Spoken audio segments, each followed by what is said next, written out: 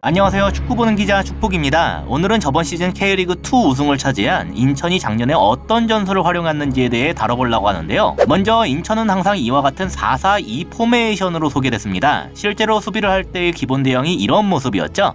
중요한 건 공격을 할 때의 모습이 어땠냐는 점인데, 최초에 윤정환 감독은 모습을 이런 식으로 가져갔습니다. 마치 3-2-4-1과 같은 모습인데요. 왼쪽 풀백인 이주용은 센터백 라인에 머무르면서 변칙적인 3백의 일원으로 놓는 반면에, 오른쪽 풀백인 최승구는 최전방까지 쭉 하고 올라가면서 측면 공격수처럼 위치시켰어요. 자연스럽게 오른쪽 윙어인 제르소가 안으로 들어오게 되고, 여기에 왼쪽 중앙 공격수인 박승호가 살짝 아래로 떨어지면서 마치 이 두 명이 공격형 미드필더처럼 위치하는 식인데요. 경기 내 장면에서도 아주 잘 나타났습니다. 1라운드인 경남과의 경기 장면인데요. 이날 리뷰에서도 다뤘듯이 경기를 풀어가는 데 있어서 오른쪽 센터백인 김건희의 지분이 상당히 높았습니다. 인천의 공격진을 막기 위해 상대가 크게 내려섰기 때문에 가장 후방에 위치하고 있는 김건희에게는 압박이 덜했는데, 김건희가 확보된 공간을 적극적으로 이용하면서 여기에서 아주 질 좋은 패스들까지 투입했기 때문이죠. 다만 그렇기 때문인지 이후 상대들은 바로 이 김건희의 전진을 보다 적극적으로 잡아내기 시작했어요. 경남은 그렇지 못했지만 이 그림 그대로 보자면 이런 식으로 여기에 있는 선수들이 한 칸씩 올라가는 느낌에 가까웠는데요. 이게 초반기 인천에게는 꽤 잘 먹혀들었습니다. 그림으로 보자면 인천의 공격 시 3-2-4-1 형태에서 원래 여기에 해당하는 공간을 김건희가 직접 올라가서 먹어줘야 되는데, 그게 상대방에 의해서 행해지기 어렵게 된 거죠. 그렇다면 결국 이 공간을 다른 누군가가 내려와 먹어주면서 김건희가 볼을 빼낼 수 있는 출구를 늘려줄 필요가 있는데, 여기에서 크게 세 가지 문제가 발목을 잡았습니다. 먼저 기본적으로 윤정환 감독은 이걸 최승구에게 맡겼었어요. 제르소를 이 위치로 내리기는 어렵고 둘밖에 없는 중미 중 하나인 이명주를 벌리는 것도 어렵기 때문이겠죠. 다만 최승구가 여기에서 볼을 잡은 이후 중앙으로 연결을 해줘야 되는데, 이 작업에서는 약간 불안한 모습을 보였습니다. 최승구는 전방을 바라보면서 폭발적으로 뛰어가는 것에 훌륭한 능력을 보여줬지만 후방에서 조립을 하는 과정에서는 어려움을 겪었다고 할 수 있겠죠. 둘째로 이런 상황에서 제르소에게 볼이 투입이 되더라도 제르소가 이 위치에서 볼을 간수하고 공격으로 이어나가는 작업에서 어려움을 겪더군요. 최승구와 비슷한 문제를 공유했다고 볼 수도 있겠습니다. 연결고리 역할보다는 폭발력을 발휘하는 역할이 어울리는 선수인 셈이죠. 다만 그렇기 때문에 윤정환 감독은 이렇게 최승구가 내려가게 될 때에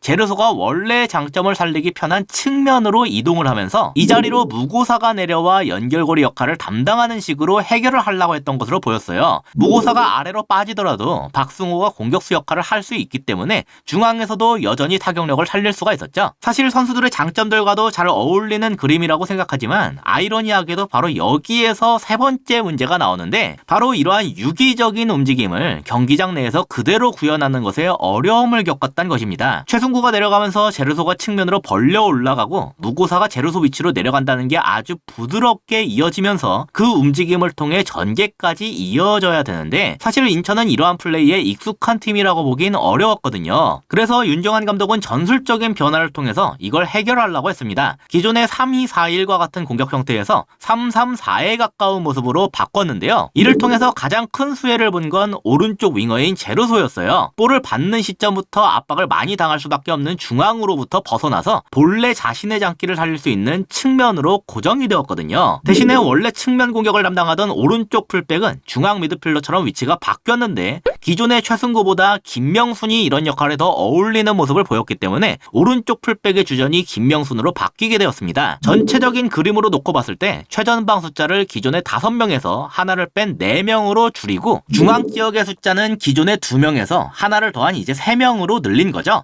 이런 변화를 통해서 인천이 얻어냈던 효과는 이러했어요. 인천을 상대하는 대부분의 팀들은 최후방에 5명을 넣기 때문에 전방에서 압박을 가하는 선수도 이렇게 5명으로 이루어지는 경우가 많았는데요. 변화를 꾀한 인천은 기본적으로 여기에 6명을 두고 있는 상황이죠. 상대 입장에선 숫자가 부족한 상황임에도 김건희의 전진 자체는 또 막아야 하기 때문에 김건희한테 볼이 가면 어떻게 되냐? 결국은 가장 왼쪽에 있는 이 선수가 김건희를 잡으러 갈 수밖에 없습니다. 그런데 이때 중앙에 있던 김명순이 쫙 하고 측면으로 벌려버리면 상황상 여기를 잡아줄 수 있는 선수가 없기 때문에 이런 식으로 빠져나갈 수가 있게 된다는 거예요. 심지어 김명순의 이 움직임이 가장 왼쪽에 있는 상대 선수의 시야 뒤편에서 이루어지기 때문에 이 패스길을 항상적으로 차단하는 것도 대단히 어렵습니다. 이 그림도 마찬가지죠. 결국은 이러면 상대 입장에서는 최후방에 있던 선수 중에 하나가 튀어나와야 되는데 위치가 측면이니까 원래 측면에서 제루소를 잡고 있는 이 윙백이 나올 수밖에 없는데요. 이 경우에 김명순이 앞으로 직접 달려나가는 것은 잡아줄 수가 있지만 순간적으로 제르소의 마크맨이 사라지게 되기 때문에 제르소에게 투입하는 식으로 공격을 이어나갈 수가 있게 된다. 지금 보시면 이걸 잡기 위해서 상대 센터백 하나가 열심히 뛰어오는 게 보이는데요. 제르소를 처음부터 잡고 있던 게 아니라 중앙에서 측면으로 이제 막 뛰어오는 식으로 반응을 하게 되는 거라서 제르소는 어느 정도 활용할 공간을 확보한 채로 볼을 잡을 수가 있게 된다. 그리고 거기에서 제르소가 개인 능력을 통해 무언가를 만들어낸다. 그런 효과를 노릴 수가 있게 되는 거죠. 그래서 공격 시에는 이런 식의 3-3-4 형태로 이어가는 것이 인천의 기본 베이스로 거의 정착을 하게 되었습니다. 여기에서 경기 중의 상황에 따라서 바로우가 고정된 형태로 있는 게 아니라 약간 밑으로 내려간다든지 하는 그런 약간씩의 변화를 가져가는 경우도 있었지만